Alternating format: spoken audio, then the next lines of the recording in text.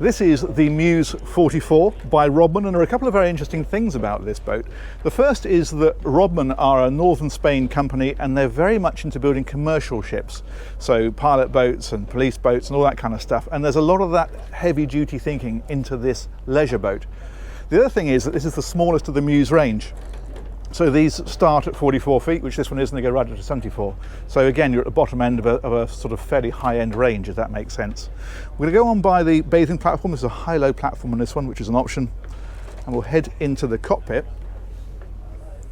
Now, another thing worth noting about Rodman is that they were one of the very first manufacturers to start using IPS when it first came out in 2005. So they have a lot of experience of using that system, and it means that they've got a lot of experience in getting an awful lot of accommodation into these boats, because the big advantage with IPS over showers is it puts the engines further back. So if we go on into here, I'll show you exactly what I mean.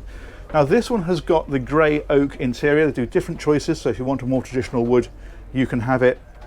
They've made a couple of changes recently. So for example, this used to be a fixed return around here. They've now got these freestanding stools here, which is great. You can move them around the table, bring them out to face into the cockpit, whatever you want to do. They've also increased the door opening. This used to be a two-piece door, and it's now a three-piece door, so that makes this a lot wider. If we go into here, you've got ice maker in this one. I think that's another option. It's storage otherwise. Another nice thing that it's got, in fact, is you've got your crockery in there, and then this I like. Stereo at the top there, but check these out.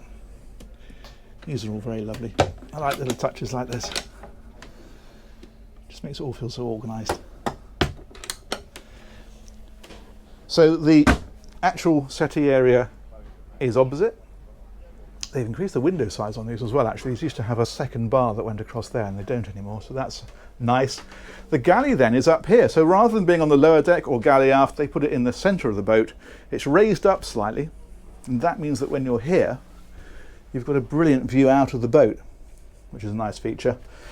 Sink underneath here, as you would expect, and then you've got your two-burner hob. There's the oven there. Fridge is in that side, and then again a load of storage in places like this. And in fact, one thing I didn't mention is there's a high-low TV in behind there. Now on the other side of the boat then is the helm position. They've modified this slightly as well, made it a bit more low profile compared to how these used to be. So again, it helps with the view out, and they've made the windscreen slightly larger. They've gone for a carbon fibre style effect on here, which looks very classy. And you've got obviously a multifunction display and your engine instrumentation. These are under these covers. And I mentioned it was IPS. That's the joystick for the IPS, and of course you've got the throttles here and a small opening section to the window. So decent sized double helm, but where I think this boat really scores is when we head down to the lower deck. You've got to bear in mind that this, as I say, she's a 44, a Muse 44, so the hull is about a 44 footer. And on this one, the owner's cabin is up here, right in the bow, like so. Nice size, and again the big hull windows. There's an opening section which we have open at the moment. We're in Southampton at the minute. There's Southampton water. Nice day for it, isn't it? A load of storage about the place, such as here, and in here the hanging locker.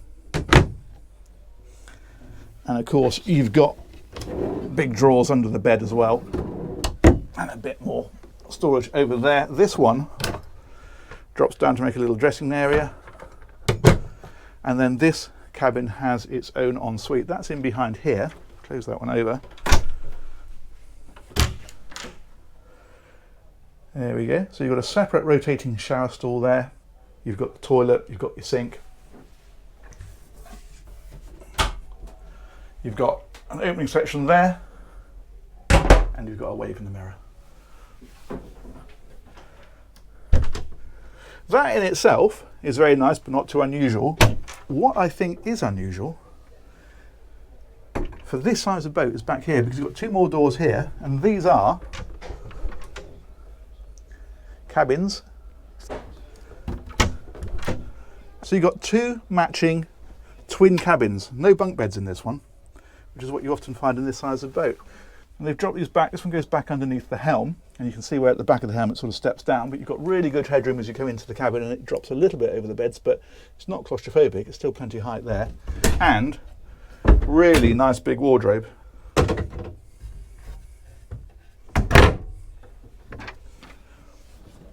And if we look in the other side, it's pretty much identical. So you've got your two beds there, and you've got your wardrobe up at the head just here. Now these two cabins share the day heads, and if I reverse out of here and spin round, we'll find that one over here. And again, you've got your loo and your sink, and you've got your rotating shower stall just there. Very nice. So that's the lower deck. As I say, for a sub 45 foot boat, I think that's pretty impressive, but there's plenty to see on the outside as well. So we'll head on up, back through the saloon area. Cockpit is out here. This one has the optional barbecue. If I gather my shoes, I will show you that. Excuse the PA in the background. We're at the boat show, Southampton Boat Show. There we go, barbecue and the sink on this one. As I say, I think that is an optional module. And a bit of storage underneath. And we'll head up this way and take a loop of the deck. Then there's a flybridge to look at as well. There we go, the rail on the inside and the rail on the outside. That's the opening window next to the helm. Sunbathing up here on the bow. And if we come all the way up, then you've got your power anchor winch and your cleats and so forth.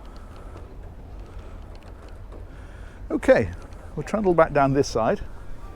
Avoid the flag. Oh, almost. There we go. Quick wind shift there at the last moment.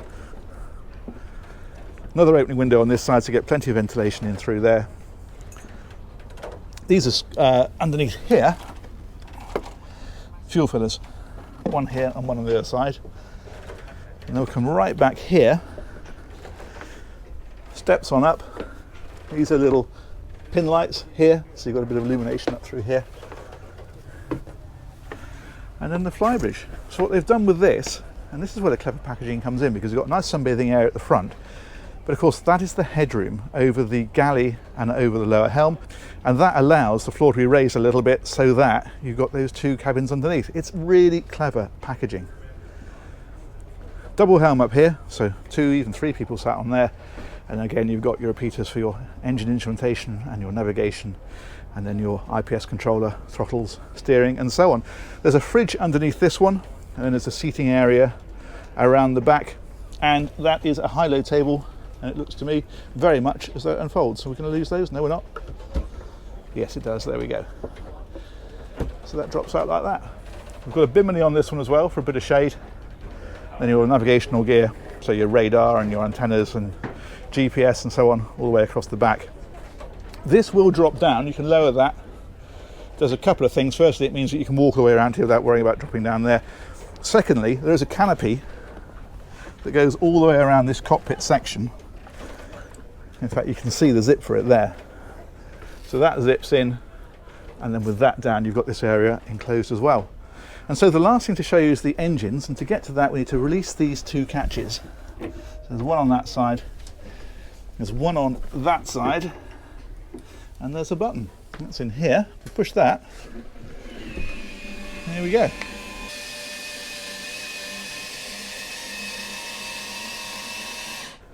Now in here we have a pair of Volvo Penta IPS 600 engines. They're 440 horsepower each. They're going to give this one a bit over 30 knots, about 30, 31 knots, somewhere in that area, and cruising therefore in the mid-20s, sort of 23, 24 knots, somewhere around there. And a range, you're looking at probably just a little under 300 miles with this boat. But that's a pretty decent engine room in that you can actually get down around the sides of here, down into the centre. And certainly for the daily check, so things like your dipsticks are here and your raw water strainers are here, so everything's pretty get-atable. As I mentioned earlier, she's IPS drive, so the pods are, you can just see them behind the engine back there. And as I also mentioned earlier, Rodman were one of the very first to use this system, so they've got a lot of experience with it. Cool, let's drop that one back down.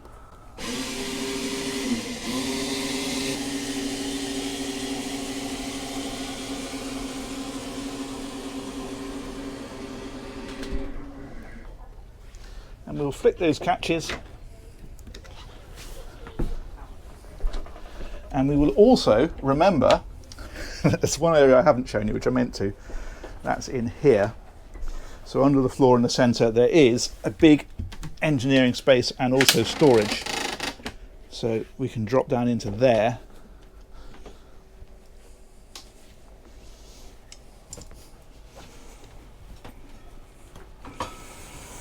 And so this is for things like, as I say, storage, but also circuit breakers, and some of the engineering bits and pieces are down here as well.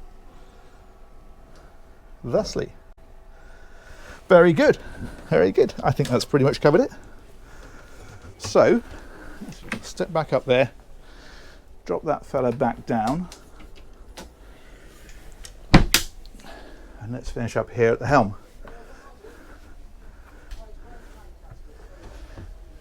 And say huge thanks to RBS Boat Sales for organising that tour for me, and huge thanks as ever to you guys for watching. We'll catch you on another one of these very soon. Take care, bye bye.